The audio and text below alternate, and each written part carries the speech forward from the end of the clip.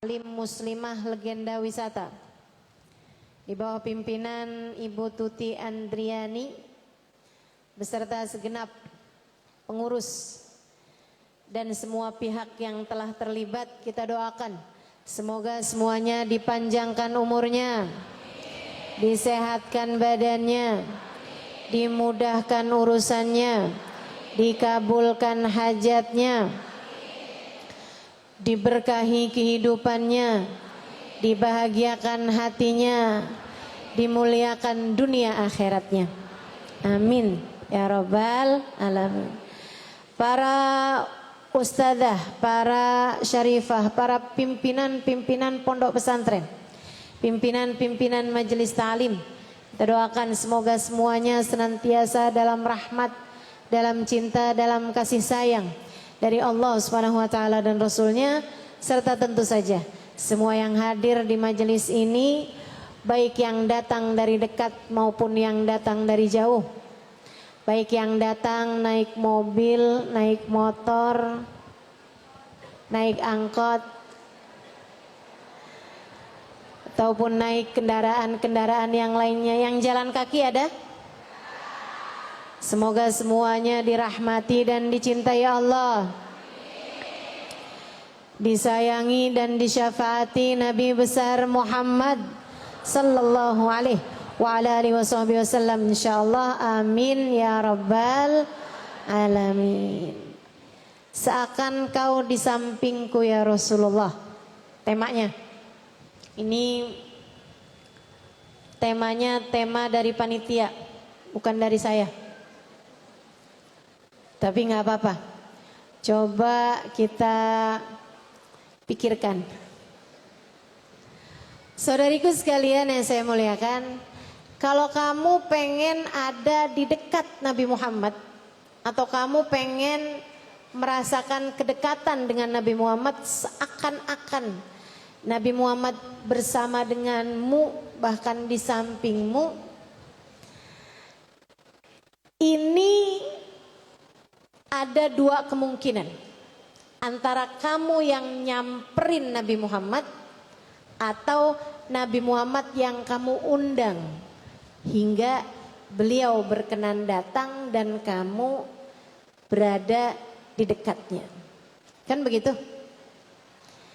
Ibu-ibu nih pengen berada bersama dengan saya. Kan pilihannya cuma dua.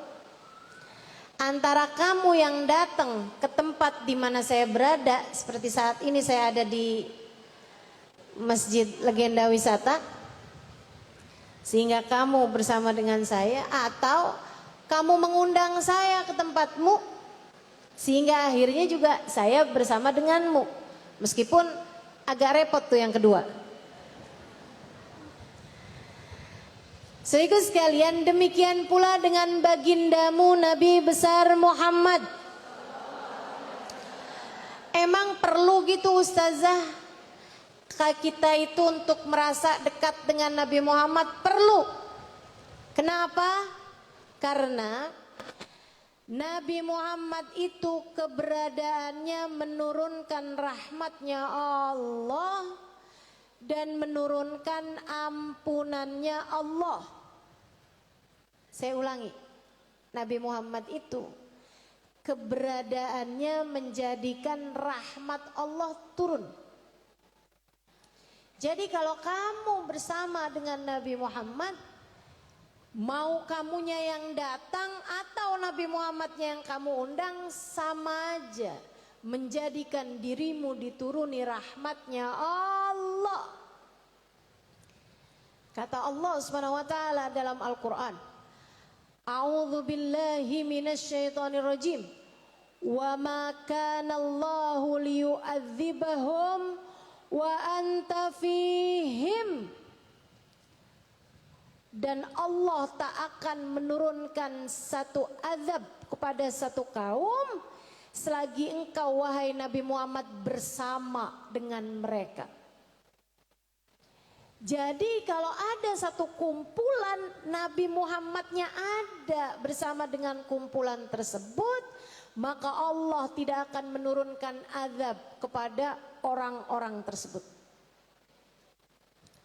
bala, bencana tidak akan turun, tidak akan terkena kepada orang-orang yang sedang membersamai Nabi besar Muhammad sallallahu alaihi wasallam. Dan juga menjadikan rahmatnya Allah Subhanahu wa taala turun. Kata Allah, a'udzubillahi minasyaitonirrajim, wa ma arsalnaka illa rahmatan lil alamin. Kami utus engkau wahai Nabi Muhammad sebagai rahmat kami di atas muka bumi. Kasih sayang kami kepada penduduk bumi kami utuskan engkau. Jadi keberadaan Nabi Muhammad menjadikan sebab turun rahmatnya Allah Subhanahu wa taala dan ampunan.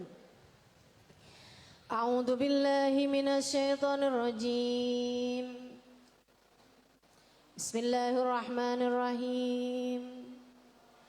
Walau annahum idz zalamu anfusahum ja'uka fastaghfirullaha wastaghfara lahumur rasul lawajadullaha tawwabar rahima. Sadaqallahul azim. Kata Allah, walau annahum, andai saja mereka umatmu wahai Nabi Muhammad, andai saja umatmu, idzalamu anfusahum, tatkala mereka telah berani-berani berbuat dosa. Ibu-ibu berani bikin dosa? Punya apa enggak dosanya? Nah tuh gimana bilang gak berani? Orang dosanya udah banyak. Selama ini kita berani gak berbuat dosa? Berani, udah punya dosa banyak begitu. Saya emang gak berani dah berbuat dosa. Kapan terakhir bohong? Tadi pagi. Kita ini adalah umat yang seringkali berani melanggar aturan Allah SWT. Berani berbuat dosa, berani membicarakan aib orang lain, berani menyakiti hati orang lain, bahkan orang-orang yang seharusnya paling kita sayangi. Hati orang tuamu, hati suamimu, hati anakmu, hati saudara-saudarimu, hati sahabat-sahabatmu. Lagi dia nggak ada, kamu omongin, giliran dia datang kamu puji-puji. Ada yang begitu?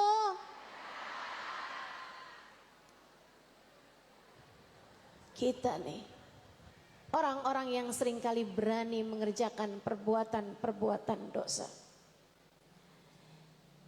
Allah Subhanahu wa taala mengatakan, andai saja mereka umatmu wahai Nabi Muhammad, tatkala mereka telah banyak berbuat perbuatan dosa, memandang kepada laki-laki yang bukan mahram dengan pandangan rasa suka. Coba laki gue kayak gitu ya. Bahkan kepada orang yang seharusnya kita hormati, ceramah, dengerin ustadz. Ustadznya ngomong apaan dia nggak dengerin, yang dia pikirin ganteng bener nih ustadz. Mana soleh lagi, mana baik banget, lembut tutur katanya. Beruntung banget bininya. Terus dia kebayang suaminya, ya ampun. Nasib bener punya suami kayak begitu. Kenapa nggak dia aja nih suami saya? Lah, ustadznya bawa hadis, bawa ayat, pikiran jamaahnya ngeblangkrak kemana-mana. Ada yang begitu?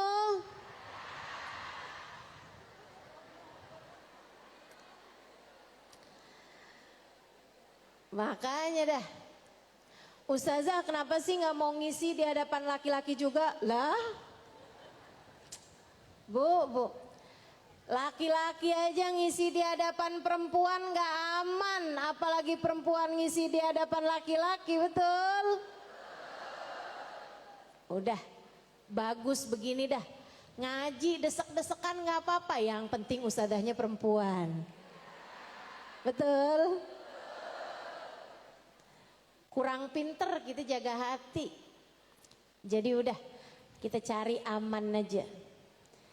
Walau annahum idzalamu anfusahum, andai saja mereka umatmu wahai Nabi Muhammad, idzalamu anfusahum, tatkala mereka berbuat kedzaliman kepada diri-diri mereka sendiri, melakukan banyak dosa, ja'uka, mereka datang padamu wahai Nabi Muhammad. Bu, yang tadi saya tambahin ya, takut bikin salah paham. Ustazah emang nggak boleh ngaji sama ustadz laki-laki? Boleh, boleh, nggak apa-apa. Yang penting pinter-pinter jaga hati. Kalau kiranya kamu ternyata nggak pinter jaga hati, mending cari aman. Jelas ya? Makanya saya sih kalau memang harus laki-laki yang ngajar, di depannya yang ustadz laki-laki tuh biar laki-laki aja semua. Perempuannya duduk ke belakang, paling pojok noh. Gak kelihatan gitu kan dari belakang. Perempuannya juga tuh, kalau matanya kurang-kurang terang, sekalian aja dicopot kacamatanya. Biar gak usah kelihatan ustadznya. Gitu, biar kabur ngelihatnya kayak gimana sih tuh ustadznya gitu kan. Jadi kalau bicara bolehnya secara hukum, boleh-boleh saja. Akan tetapi hatimu itu pandai-pandailah untuk dijaga, dan sebisa mungkin dibikin batas antara yang laki-laki dengan yang perempuan. Karena urusan laki sama perempuan nih Bu, setannya banyak. Setannya banyak. Gitu kan? Katanya Nabi Muhammad SAW, ma khala rajul wa imra'ah illa wa syaitan salituhuma. Tidaklah berdua-duaan laki-laki dengan perempuan, melainkan yang ketiganya adalah. Jadi nggak pakai Ustadz abis majelis boleh nggak saya curhat? Ah, udah nggak usah. Nggak pakai, ya. Curhatnya mendingan sama Allah aja. Curhatnya dengan kamu hadir di majelis-majelis ta'lim, kamu curhat malam harinya sama Allah, kamu hadir di majelis ta'lim dapat jawabannya insya Allah. Nggak usah pakai acara yang mungkin untuk menimbulkan fitnah. Mudah-mudahan Allah selalu menjaga diri-diri kita. Sama Allah dikasih tahu, untuk dosa-dosamu yang sudah terjadi itu kamu mesti datang kepada Nabi Muhammad. Suruh datang. Fastaghfirullah, kemudian kalian minta ampun sama Allah. Nabinya buat apa kalau kita harus datang kepada Nabi Muhammad, tapi yang kita mintain ampun adalah Allah? Wastaghfarahumur rasul, Nabi Muhammad akan memohonkan ampun untuk kalian. Datang kepada Nabi Muhammad, Nabi Muhammad akan memohonkan ampun bagi kalian. Kalian meminta ampun kepada Allah, lawajadullaha tawwabar rahima, pasti kalian akan mendapati Allah Maha Pengampun lagi Maha Menyayangi. Jadi dapat ampunan, dapat kasih sayangnya Allah. Caranya datengin Nabi Muhammad sallallahu alaihi wasallam. Jadi kalau kamu kepengen dekat dengan Nabi Muhammad, karena kedekatan dengan Nabi Muhammad itu menurunkan ampunan, menurunkan kasih sayang Allah, menurunkan ampunan dari Allah, menurunkan kasih sayang Allah SWT, dan mencegah bala bencana dari diri-diri kita. Kita perlu untuk bersama dekat dengan Nabi Muhammad. Caranya adalah dengan kamu datang atau kamu didatangi. Para sahabat melakukan hal itu. Mereka datang kepada Nabi Muhammad atau mereka didatangi sama Nabi Muhammad. Ibu-ibu, saudariku sekalian yang saya muliakan, yang laki-laki dari umat Islam pada masa hidupnya Nabi Muhammad, hobi mereka, kesenangan mereka adalah dapat membersamai Nabi Muhammad. Karenanya sahabat-sahabat itu bu, yang laki-laki kebanyakan kerjaannya di masjid mulu. Kenapa begitu? Enak bisa ketemu sama Nabi Muhammad. Emang nabinya tiap waktu ada di masjid? Enggak, tapi kan nabinya tiap waktu sholat ngimamin kita sholat. Jadi kita senang bisa liatin Nabi Muhammad. Ketika mereka memandang Nabi Muhammad, turun hujan rahmatnya Allah Subhanahu wa taala. Turun hujan kasih sayang dari Allah Subhanahu wa taala. Turun hujan ampunan dari Allah Subhanahu wa taala, dan turun penghapus atas segala kotoran-kotoran, turun sapu-sapu, pel-pel, pengkilat-pengkilat yang bisa membersihkan, mengkilapkan hati-hati mereka. Sampai-sampai mereka bilang sama Nabi Muhammad, "Ya Rasulullah, kenapa kami ketika sedang bersamamu kayaknya kami tuh kayak lagi di akhirat gitu. Kami nggak ingat urusan dunia. Kami berasa begitu dekat dengan surga. Kami merasa begitu dekat dengan Allah Subhanahu wa taala. Kami merasa begitu dekat dengan malaikat-malaikatnya Allah. Tapi kami kalau lagi tidak bersamamu wahai Rasul, di rumah kami lihat istri, ingat tagihan, ngelihat anak, ingat bayaran sekolah, kurang lebih begitulah ya. Maksudnya ingat urusan-urusan dunia gitu. Rasul, kami kalau bersamamu nih yang kami ingat akhirat aja nih. Tapi kalau kami bersama dengan keluarga kami ingat ada harga gandum yang lagi naik, kami ingat ada uang yang lagi kami perlukan, kami ingat nih kalau sakit nih nanti gimana nih untuk berobatnya dan seterusnya. Kami ngerasa jangan-jangan kami ini munafik wahai Rasulullah. Di depanmu sama di belakangmu hati kami kok berbeda gitu. Di depanmu kami berasanya kayak di akhirat, tapi begitu kami tidak berada di belakangmu kayaknya kami tenggelam dengan dunia kami wahai Rasul. Nabi mengatakan itu bukan kemunafikan, itu kewajaran. Kata Nabi, andai keadaanmu ketika tidak bersama denganku seperti keadaanmu ketika bersama denganku, la sofahatkumul malaikah, niscaya kalian akan bisa salaman sama para malaikat. Karena memang ketika mereka bersama dengan Nabi Muhammad merasanya dekat sama akhirat, merasanya dekat sama Allah Subhanahu wa taala, bukan karena hati mereka yang begitu, akan tetapi karena kebersamaan mereka dengan Nabi Muhammad. Masya Allah. Itu sebabnya sahabat itu pada seringnya di masjidnya Nabi. Nabi itu datang kapan aja ke masjid lagi banyak orang mulu.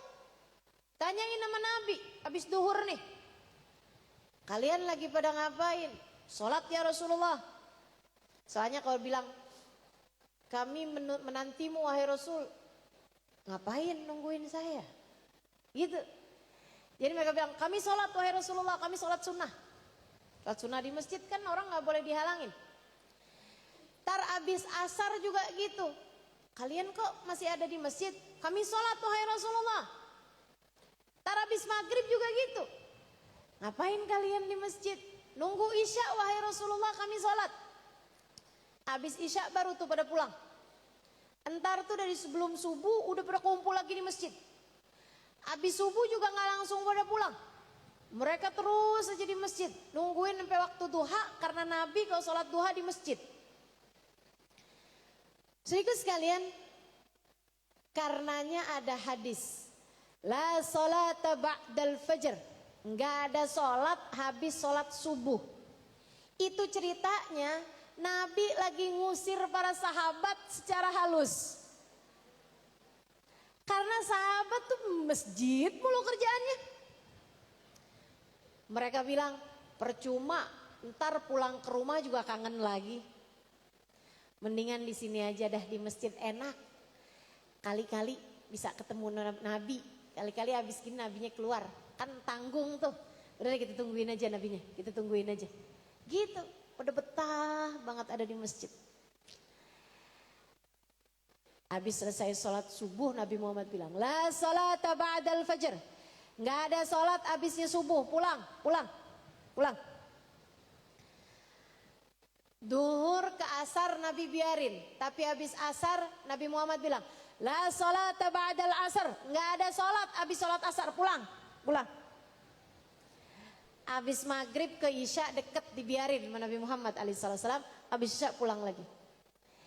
Demikian mereka mendatangi Nabi Muhammad sallallahu alaihi wasallam.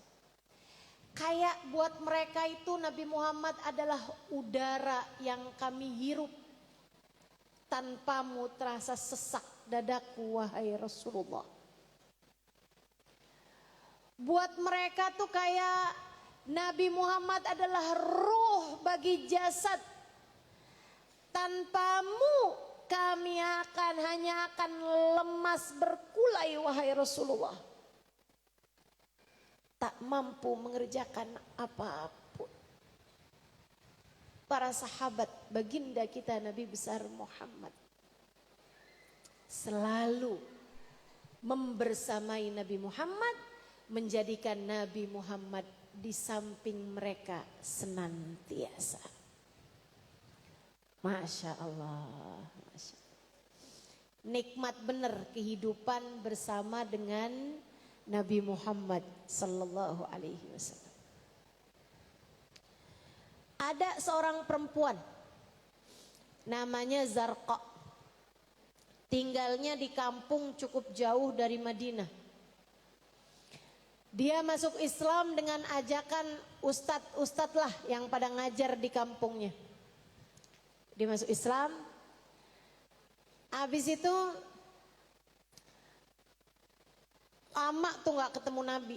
Rumahnya dia jauh, sendirian. Dia ngerasa gak kuat saya kayaknya kalau jalan ke Madinah. Tapi Nabinya juga gak pernah datang kampungnya dia. Kangen ya sama Nabi. Tua perempuan, udah 60-an tahun mungkin. Akhirnya dipikir-pikir, ya di dunia tinggal sezaman menabi. Tapi saya gak ketemuin Nabi, sayang banget, bismillah dah. Satu hari dia pergi ke masjid Nabi. Pelan-pelan jalan dari pagi tuh. Jalan, sejam, 2 jam perjalanan. Akhirnya nyampe juga ke Madinah, lihat juga tuh Masjid Nabawi. Duduk nungguin. Kelihatan ada sampah. Ya Allah, daripada nganggur dah, gabut, mendingan pungutin sampah. Akhirnya dipungut-pungutin tuh sama dia sampah. Masjid Nabi tuh dibersih-bersihin sama dia. Lagi dia kayak begitu, disamperin dong sama Nabi Muhammad. Assalamualaikum warahmatullahi wabarakatuh. Waalaikumsalam warahmatullahi wabarakatuh. Ya Rasulullah, ya Rasulullah. Tapi dia gak salaman bu, dia tahu aturan. Jangan kayak orang-orang di sono noh. Ketemu sama bu guru anaknya belum tentu salaman, sama pak guru baru mau salaman. Ketemu sama bu lurah belum tentu salaman, ketemu sama pak lurah salaman. Ada tuh yang begitu. Di sebelah sono. Sini mah enggak. Gak ada bedanya. Mesti pinter-pinter jaga diri. Ustazah emang salaman sama laki-laki nggak boleh? Saya nggak ada perasaan apa-apa kok Ustazah. Maksud kamu pikir Nabi Muhammad ada perasaan apa-apa gitu? Ya enggak dong Bu, itu aturan dalam Islam, kamu harus sesuai mengerjakannya. Kata Nabi Muhammad, la an aqbalani rajulun bi syu'latin minan nar ahabbu ilayya min an yamussa jilda imra'atin la tahillu li. Lebih baik saya dihadapkan dengan laki-laki yang bawa api, bawa obor nih. Mendingan saya disuruh perang, ngelawan orang bawa obor, daripada kulit saya harus bersentuhan dengan kulit perempuan yang tidak halal bagi saya. Ini Nabi lebih memilih perang dah daripada sentuhan kulit sama yang bukan mahram. Nah ibu juga kayak gitu, kamu juga dek kayak gitu dek, yang pinter jaga diri. Abisnya Ustazah dia udah begini nih kan gak sopan kalau ditolak. Nabi Muhammad lebih mending perang ngadepin orang bawa api daripada disuruh bersentuhan kulit dengan yang bukan mahramnya. Kita sebagai umatnya belajar buat mengikuti jalannya insya. Nah kalau salaman sama yang bukan mahram aja kagak boleh, padahal kamu misalnya nggak ada perasaan apa-apa, gimana kalau pacaran? Iya, Ustazah saya mah pacarannya syar'i. Itu ya, perempuan-perempuan yang bilang saya pacarannya syar'i, itu sama kayak ada orang Bali bilang yang ini babinya halal. Kenapa bisa halal? Karena sebelum mati dia disunat.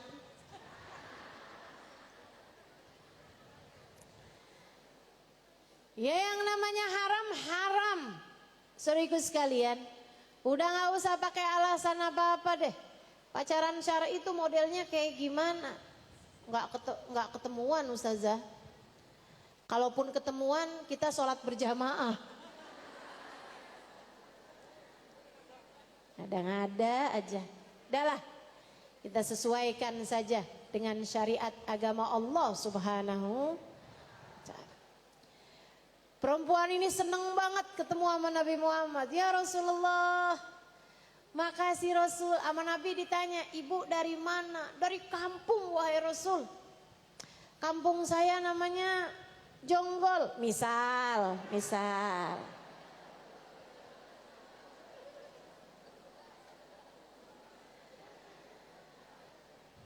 Wah jauh dong Bu, ibu naik apa? Jalan kaki Rasul, berapa jam Bu? Nabi itu ngajak ngobrol, Nabi seneng. Nabi seneng menyenangkan orang lain. Terus nama ibu siapa? Zarko, Rasul Zarko. Ibu nyapu. Tadi sedang menunggumu wahai Rasul. Tapi terus lihat sampah jadi saya nyapu. Gak pakai ngomel. Iya nih Rasul, sahabat-sahabatmu nih udah buang sampah sembarangan aja. Ntar bilangin deh Rasul biar jaga kebersihan. Gak gitu ya. Ibu-ibu juga kalau habis majelis jangan sisakan sampah. Sampahnya Bu ikut dibawa pulang, kalau nggak ibu telan sekalian. Masya Allah, Islam menyukai kebersihan. Kata Allah, innallaha yuhibbut tawwabin wa yuhibbul mutatahhirin. Allah cinta kepada hamba yang selalu bertaubat. Allah cinta kepada hamba yang suka membersihkan dirinya.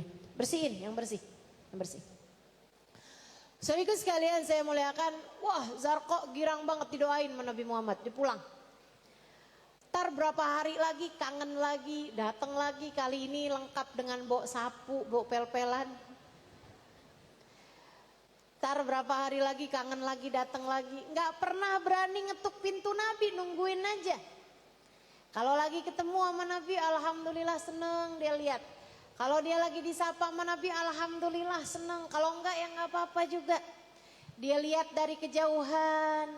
Kalau misalnya nggak bisa lihat sekalipun, misalnya ternyata nabinya lagi pergi perang, jadi nggak mengimami mereka sholat, Zarko nggak bisa lihat, nggak bisa ketemu, ibu-ibu sekalian saya muliakan, yaudah dia nyapu-nyapu habis itu pulang lagi. Satu waktu Nabi Muhammad tanya habis selesai sholat. Nabi Muhammad berdiri habis selesai sholat, habis selesai baca zikir. Kata Nabi Muhammad, man minkum ra'a Zarqa? Siapa di antara kalian yang tahu kabarnya Zarqa? Para sahabat tuh Bu pada saling toleh menoleh. Zarqa siapa dah? Enggak ada yang tahu. Tapi Nabi Muhammad tahu. Kenapa? Karena dia sering datang kepada Nabi Muhammad. Karena dia selalu menabung rindu. Dan ketika ia sudah tak mampu lagi, ia akan datang kepada Nabi Muhammad untuk memecahkan celengan rindunya. Kemudian pulang, ia nabung rindu kembali, dan seterusnya. Terus seperti itu yang dia lakukan di sisa-sisa hidupnya. Jadilah dia menjadi seseorang yang kenal dan dikenali sama Nabi Muhammad. Kenal dan dikenali sama Nabi Muhammad. Tidakkah itu berarti sesuatu bagimu? Sebab itu berarti sesuatu bagi saya. Saya suka mikir gitu. Ya Allah, saya sih ngerasanya kayak udah kenal sama Nabi Muhammad. Tapi Nabi kenal gak ya sama saya? Saya suka ngerasa gitu. Saya kayaknya hampir tiap hari ceritain tentang Nabi Muhammad. Saya sih rasanya kayak cinta gitu sama Nabi Muhammad. Tapi Nabi cinta gak ya sama saya? Karena ibu-ibu sekalian yang saya muliakan, orang kayak Zarqa nih Bu nih, gak ada yang kenal, tapi Nabi Muhammad kenal. Dan andai itu terjadi kepada saya akan merasa cukup. Enggak apa-apa, enggak ada siapapun yang kenal selagi Nabi Muhammad mengenali saya. Sebaliknya, apalah arti dikenali sama ribuan bahkan jutaan orang jika bahkan Nabi Muhammad tidak kenal dengan dirimu itu. Saudaraku sekalian, Nabi tanya, man minkum ra'a Zarqa? Siapa di antara kalian yang belakangan ini lihat Zarqa? Zarqa siapa ya Rasulullah? Kata para sahabat, ada yang memberanikan diri nanya. Kata Nabi, itu loh yang suka datang ke sini, perempuan yang kadang suka nyapu di sini tuh. Oh, itu namanya Zarqa ya Rasul. Nggak pada tahu. Ada pemuda di belakang diangkat tangan. Ya Rasulullah, dia tetangga saya wahai Rasul. Saya kenal dia wahai Rasul. Gimana kabarnya kata Nabi? Saya udah cukup lama tidak berjumpa dengannya. Pemuda tersebut berkata, innahu mata ya Rasulullah, innaha matat ya Rasulullah. Zarqa udah meninggal dunia beberapa waktu yang lalu wahai Rasul. Nabi merah mukanya karena marah. Kata Nabi Muhammad, halla tukhbiruni hatta usalli alaiha. Kenapa gak ada siapapun ngabarin? Saya kepengen datang untuk mensolati dia. Enak bener jadi orang yang dikenali sama Nabi Muhammad. Kata Nabi, kenapa yang gak ada yang ngabarin saya?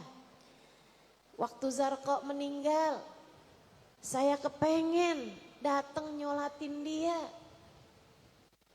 Bu, gimana kabarnya orang yang disolatin sama seseorang yang pegang kunci surga?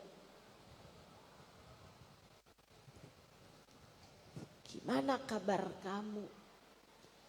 Kalau kamu disayang sama seseorang yang pegang kuncinya surga.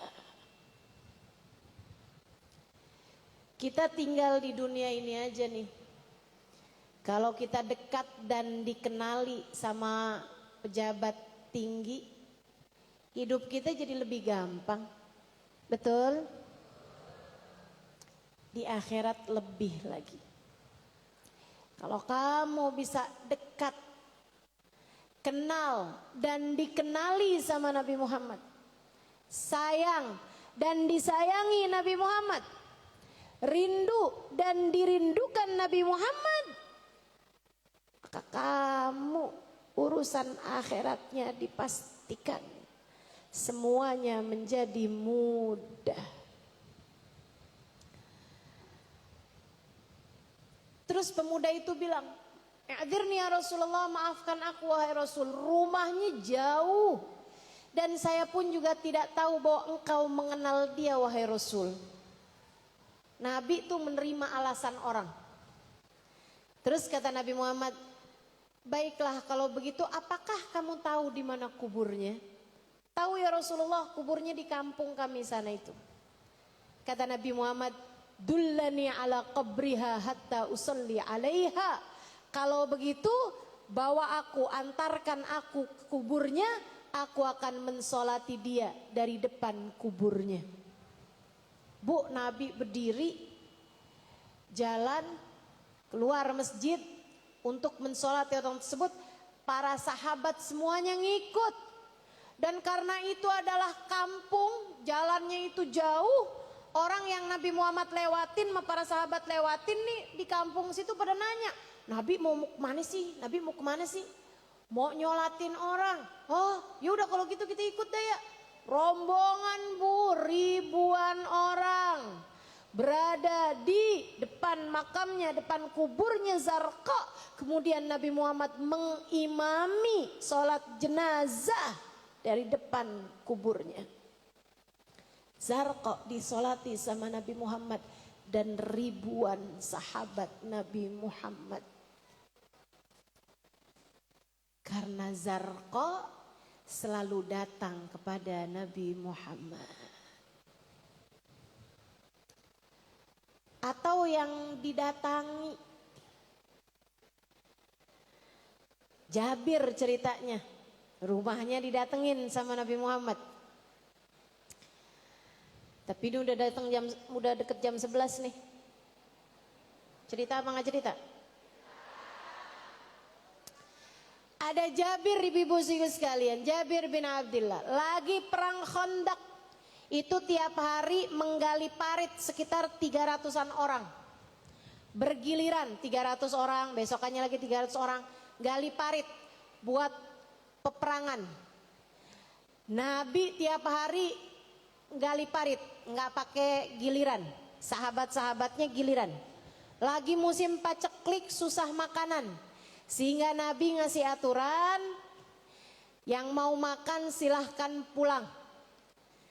Kalau jam-jam siang tuh biasanya para sahabat udah ngertiin diri. Kalau pagi-pagi sebelum berangkat dia udah sarapan, udah tuh nggak pakai pulang ampe sore.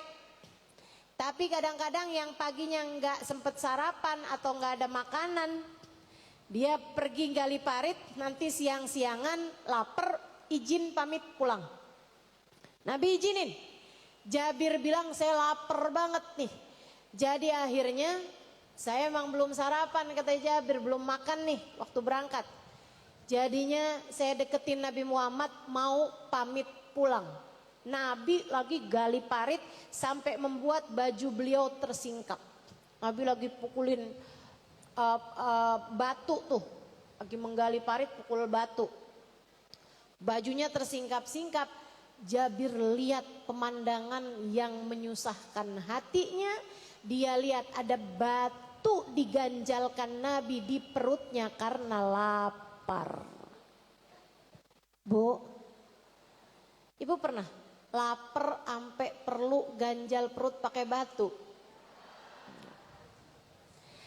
Pernah nggak nggak makan seharian bener-bener dari pagi sampai ketemu pagi lagi. Pernah? Nggak pernah. Model-modelannya nggak pernah nih. Yang baru jam segini aja deh, kok aku geliangan ya. Ini kira-kira selesai jam berapa nih ya? Kayaknya saya mau pingsan dah nih. Terus ngomong sama sebelahnya, saya mau pingsan nih kayaknya nih. Kenapa soalnya? Belum sarapan. Padahal itu udah 2 roti.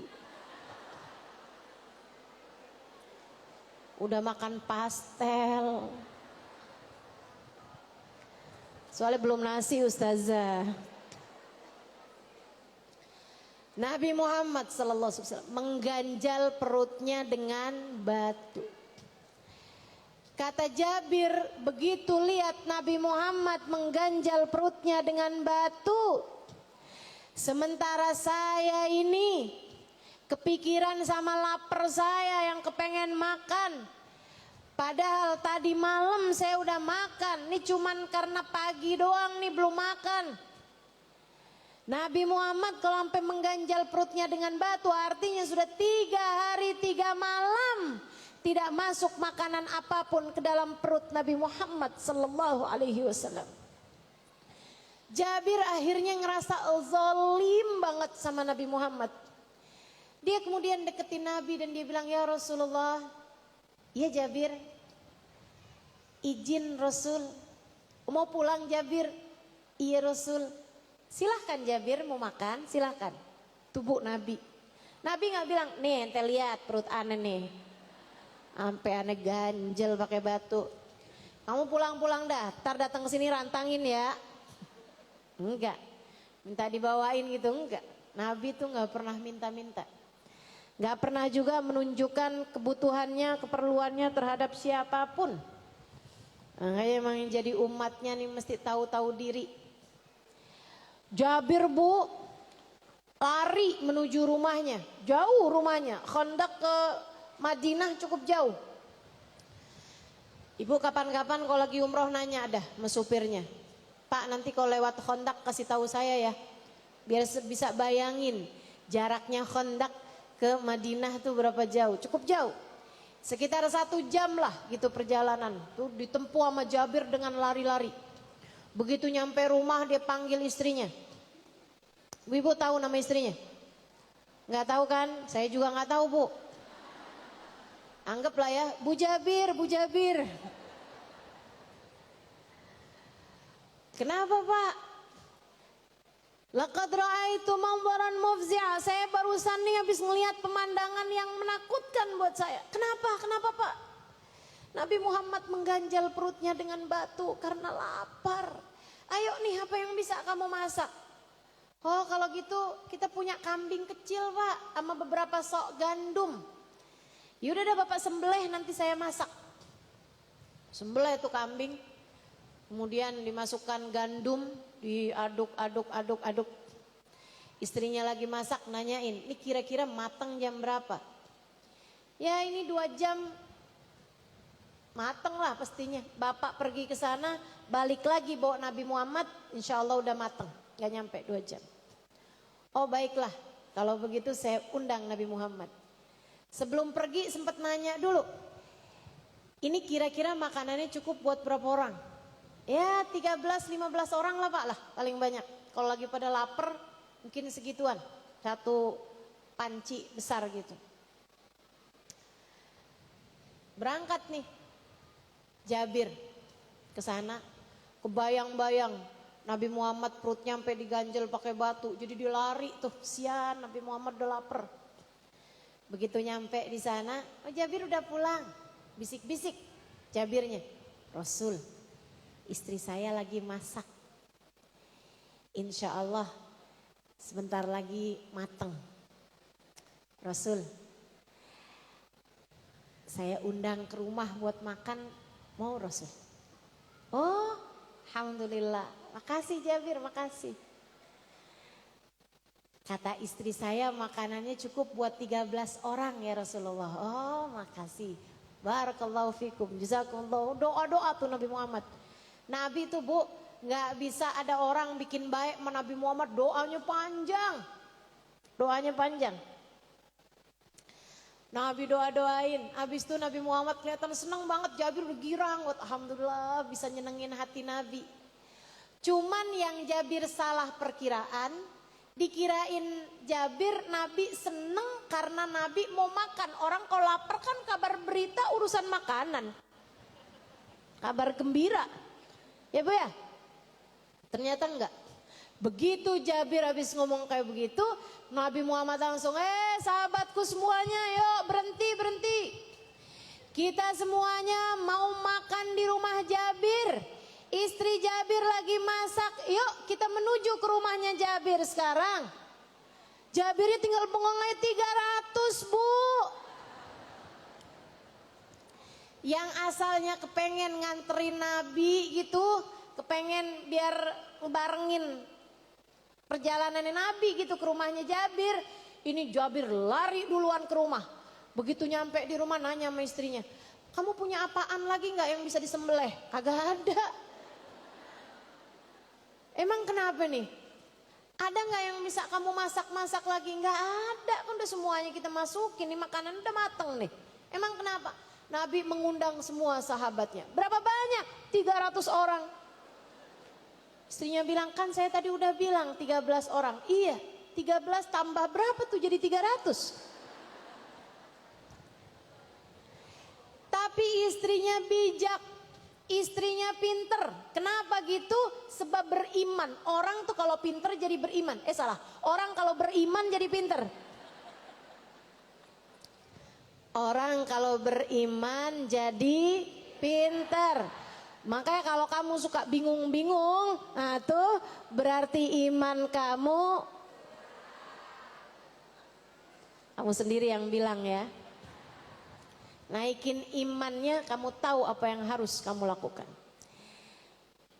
Istrinya begitu Jabirnya ngomong begitu nanya, tunggu Jabir, yang ngundang 300 orang itu kamu apa Nabi Muhammad?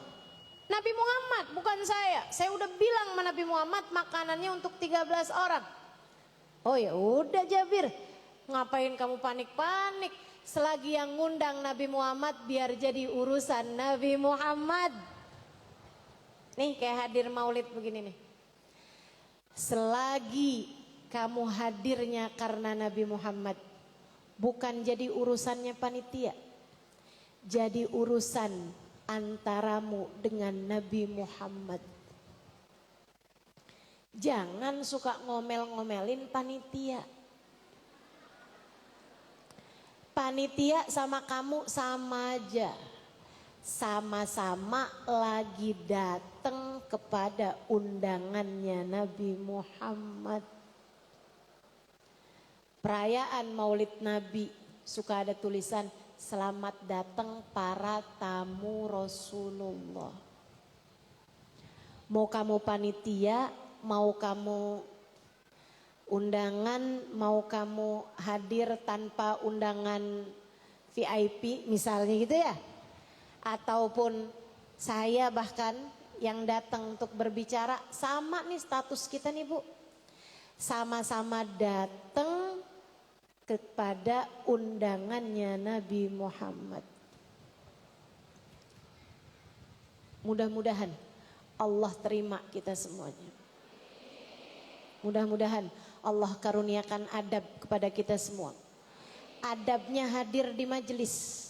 Adabnya hadir di majelisnya Nabi besar Muhammad. Mesti pintar jaga hati, mesti pintar jaga adab. Jangan ngobrol sendiri, gitu kan ya?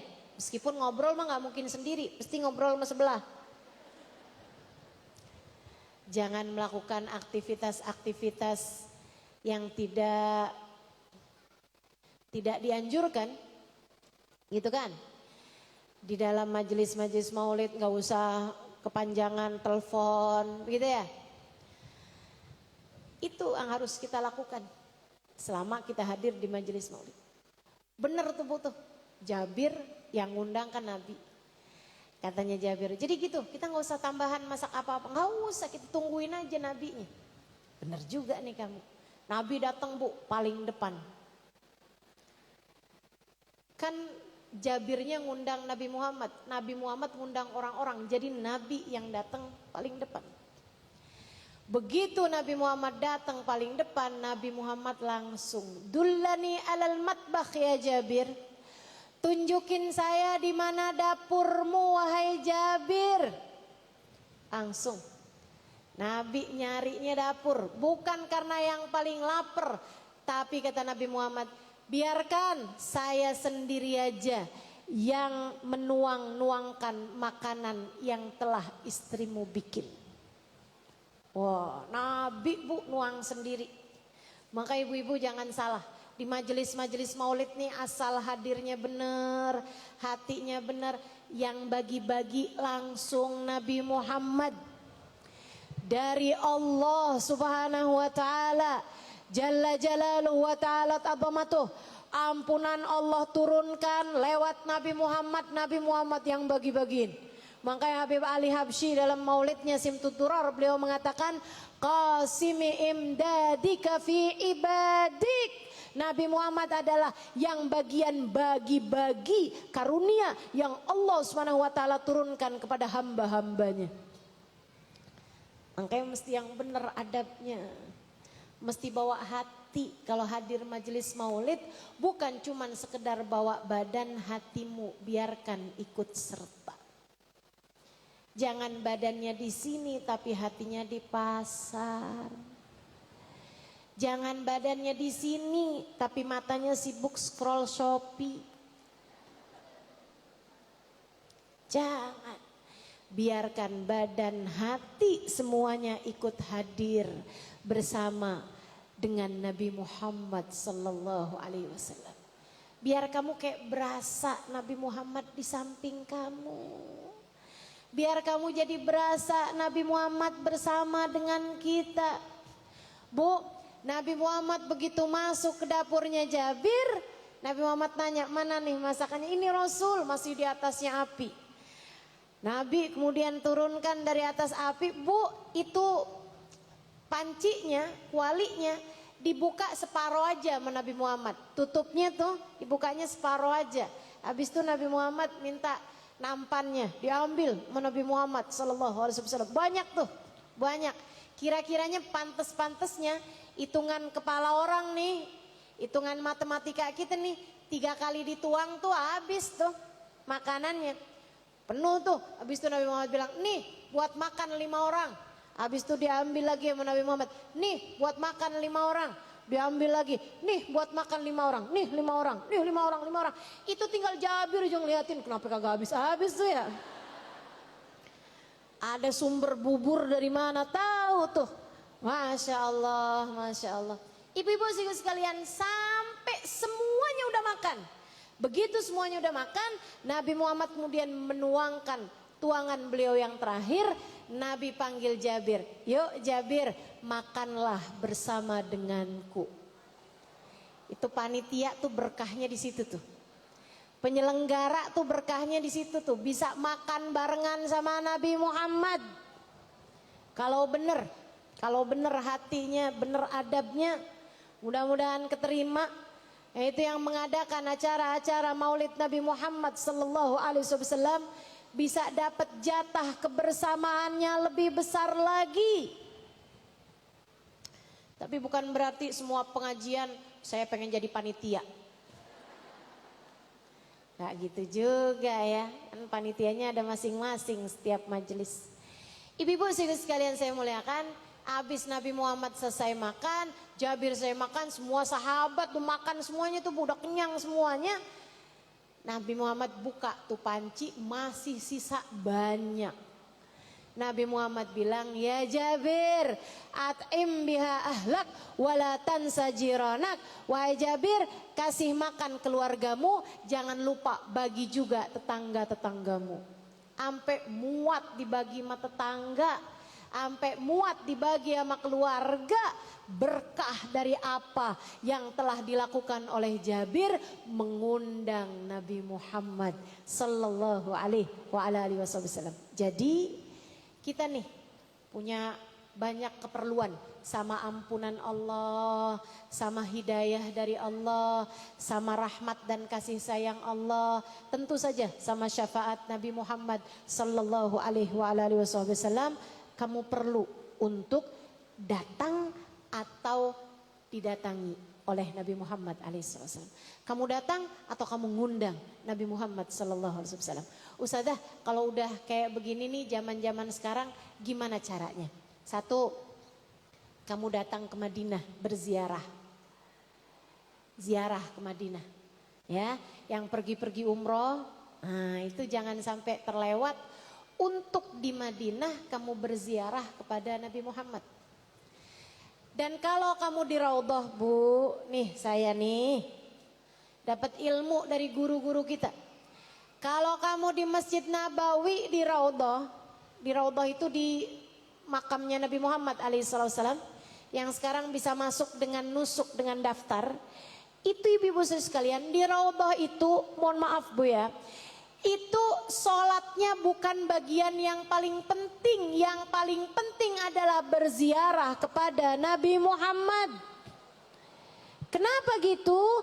Sebab Bu, sholat di Madinah 1 rakaat senilai 1000 rakaat di tempat yang lain. Gak ada perbedaan antara di Raudhah atau di dalam masjid. 1000 rakaat nilainya. Sementara kalau sholat ibu itu di Masjidil Haram di kota Mekah, 1 rakaatnya senilai 100.000 rakaat. Kalau hanya sekedar sholat, maksud saya kalau kamu di Madinah cuman mau sholat, mendingan gak usah di Madinah, di Mekah aja Bu, 100.000 rakaat. Faham maksud saya? Faham maksud saya? Kalau kamu nih di Madinah mau sholat, mendingan gak usah di Madinah. Mendingan nih kamu punya waktu buat umroh nih 9 hari misalnya. Kalau cuman mau sholat di Raudhah, ya Bu ya, itu sholat di Raudhah 1 rakaatnya senilai 1000 rakaat dibandingkan dengan masjid yang lain. Kalau sholat di Masjidil Haram 1 rakaatnya senilai 100.000 rakaat dibandingkan dengan tempat yang lain, masjid yang lain. Jadi kalau ibu-ibu mau sholat doang, cuman mau sholat doang, pergi ke sana, ke Masjidil Haram, ke Masjid Nabawi, apalagi ke Masjidil Haram. Saya mau umroh dong Ustazah di sana. Lah umroh tuh tempatnya di Mekah Bu. Ibu gak usah ke Madinah kalau memang cuman mau buat umroh ataupun sholat. Sebab sholat di Masjidil Haram 1 rakaat senilai 100.000 rakaat. Tapi kamu ke Madinah karena ada yang gak ada di Mekah. Apa yang gak ada di Mekah? Adanya cuma di Madinah. Nabi besar Muhammad. Makomnya Nabi Muhammad. Ar-Raudhah Asy-Syarifah. Katanya Nabi Muhammad, ma baina qabri wa mimbari raudhah min riyadil jannah. Nanti nih di mana saya meninggal itu akan menjadi kubur saya. Antara kubur saya dengan mimbar saya akan menjadi kebun-kebunnya surga. Makanya disebut raudhah min riyadil jannah. Artinya kebun-kebun surga. Ibu, yang ibu perlu lakukan di sana, Dek, Kak, Mbak, Nak, yang perlu kamu lakukan di Madinah adalah datang kepada Nabi Muhammad. Melaksanakan apa yang disebut oleh Allah SWT dalam Al-Quran. Walau annahum idzalamu anfusahum ja'uka. Kalian yang punya banyak dosa, datanglah kepada Nabi Muhammad. Mohon ampunlah kepada Allah. Kemudian Nabi Muhammad akan memohonkan ampun bagi kalian. Kalian akan keluar dari sana dengan membawa ampunan dan kasih sayang Allah. Saudaraku sekalian saya muliakan, ucapkan salam di hadapan makam Nabi Muhammad. Tempat terindah yang pernah ada di atas muka bumi ini. Saya sudah pergi ke berbagai macam belahan dunia. Di tempat-tempat yang terindah di atas muka bumi ini. Saya pergi ke Jepang, saya pergi ke New Zealand, saya pergi ke berbagai macam kota-kota di Indonesia yang indah-indah. Tapi saya tidak pernah pergi ke satu tempat lebih indah daripada Raudhah Asy-Syarifah. Saat langkah kakimu mulai terayun, saat kamu mulai berlari-lari kecil menuju kepada maqam Nabi Muhammad sallallahu alaihi wasallam, dan kamu terbayang ucapan Nabi Muhammad, man zarani ba'da mamati faka'annama zarani fi hayati fa innal anbiya la yamutu fi kuburihim. Siapa yang datang berziarah padaku sesudah aku wafat nanti sama kayak yang datang berziarah padaku di saat aku masih hidup, sebab Nabi tidak ada yang mati di dalam alam kubur mereka. Kamu datang berziarah kepada Nabi Muhammad, kemudian kamu ucapkan salam kepadanya, assalamu alayka ya Rasulullah.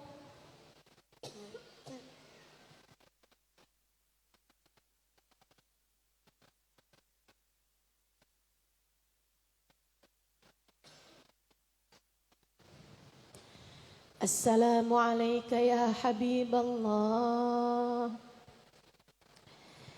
Assalamu alayka ya Mustafa. Assalamu alayka ya Yasin. Kamu ucapkan salam pada Nabi Muhammad. Kemudian kamu sampaikan, saya datang wahai Rasulullah. Saya datang wahai Rasulullah. Semoga engkau berkenan menerima saya sebagai tamumu saat ini wahai Rasulullah. Ucapkan salam, sampaikan, utarakan perasaanmu kepadanya. Kemudian kalau semuanya udah selesai, kamu mau mengerjakan sholat 2 rakaat di tempat tersebut, silahkan. Tapi yang utama adalah ucap salam, datang kepada baginda Nabi besar Muhammad sallallahu alaihi wa ala alihi wa sahbihi wasallam. Nggak usah dengerin kalau ada orang yang ngomong, nanti kita nyampe sini nih bukan buat ziarah Nabi ya, kita nyampe sini buat sholat aja, Nabinya udah meninggal dunia. Nggak usah dengerin tuh, nggak usah dengerin orang ngomong kayak begitu.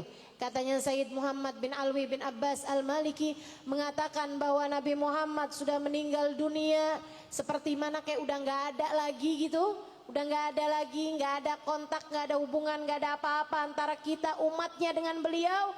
Itu sama mustahilnya dengan mengatakan bahwa matahari sudah tidak terbit lagi. Mustahil. Nabi Muhammad Nabi kita, Bu. Nabi Muhammad Nabi kita dan akan terus menjadi Nabi kita sampai kapanpun. Maka beliau akan senantiasa dapat terhubung dengan kita umatnya. Kita datang ke Madinah atau ini yang paling gampang yang sedang kita kerjakan saat ini. Kita datang ke majelis-majelis maulid. Kita baca sholawat, ucap salam kepada Nabi, kita dengerin tentang Nabi Muhammad, gitu kan? Ini nih Bu nih, saya lihatnya kayak yang tak ada rotan akar pun jadi. Pengen-pengennya sih datangnya ke Madinah, tapi kan di Madinah jauh, betul Bu? Nabung kadang-kadang kurang nolnya terus. Kurangnya sih cuma 0 ya Bu ya. Tapi dah kan gak bisa terbang kita. Ibu-ibu sekalian, karena ya saat kita menghadiri majelis-majelis maulid ini sama aja. Ya kayak walaupun beda-beda ukuran, beda-beda skala, tapi boleh-boleh lah gitu. Karena Nabi Muhammad mengatakan di hadis yang tadi saya sampaikan sebelum qiyam, ma sallama alayya ahadun min ummati illa waradallahu alayya ruhi hatta arudda alaihi salam. Ketika umatku mengucapkan salam kepadaku, Allah kembalikan ruhku sehingga aku dapat menjawab salamnya.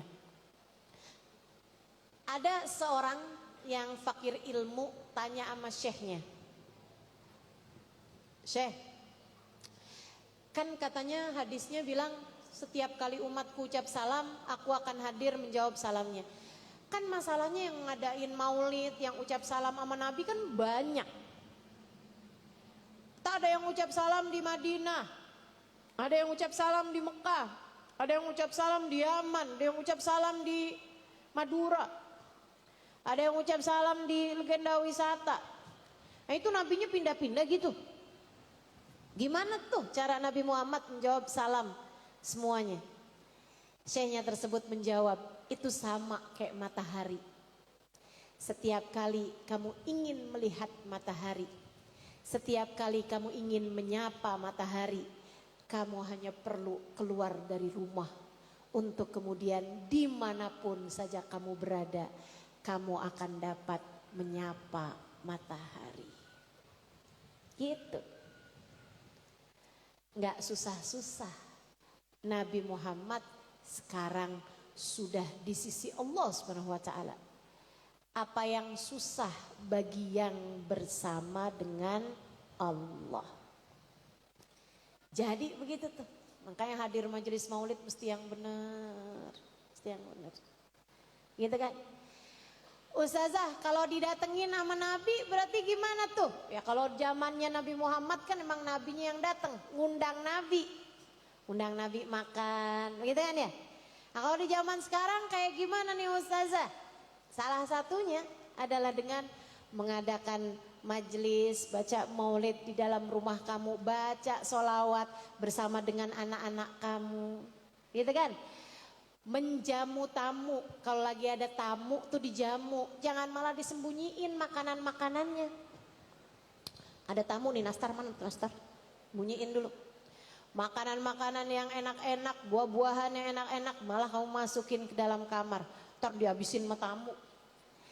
Kata Nabi Muhammad, "Man agra baifan wa huwa ya'rifu faka'annahu agrani." Siapa yang menjamu tamu yang dia kenal dari umat Islam, datang tamu umat Islam dikenal gitu, ada temennya, ada saudaranya datang, ada ininya datang. Kata Nabi Muhammad, dia seperti sedang menjamu aku. Kamu jamu tamu, makan bersama tamu, kayak lagi menjamu Nabi Muhammad sallallahu alaihi wasallam. Masya Allah. Sedikit sekalian saya muliakan, baca sholawatan barengan sama anak-anak, cobain dah ibu-ibu, cobain. Baca sholawat barengan sama anak-anak kamu gitu. Baca maulid barengan sama anak-anak kamu. Gak bisa Ustazah, buka YouTube, banyak tuh, baca bareng-bareng. Adem, rumah bakalan lebih adem kamu rasakan. Belajar untuk terus kayak begitu. Sering-seringlah, kalaupun gak bareng-barengan sendirian, baca sholawat. Makanya kenapa di majelis-majelis maulid tuh saya ajarin buat tawasul, biar kamu bisa bacanya sendirian dalam rumah. Saya ajarin baca tibil kulub 8 kali, kan begitu? Biar kamu bisa amalin sendiri di dalam rumah. Itu kalau kamu lagi ngamalinnya sama aja. Kayak walaupun skalanya lebih kecil, itu kayak kamu lagi ngundang Nabi Muhammad sallallahu alaihi wasallam di dalam rumah kamu. Sampaikan kepada Nabi apa yang kamu ingin sampaikan. Mudah-mudahan kita bisa senantiasa menjadi orang yang selalu berada dekat dengan Nabi Muhammad sallallahu alaihi wasallam insyaallah.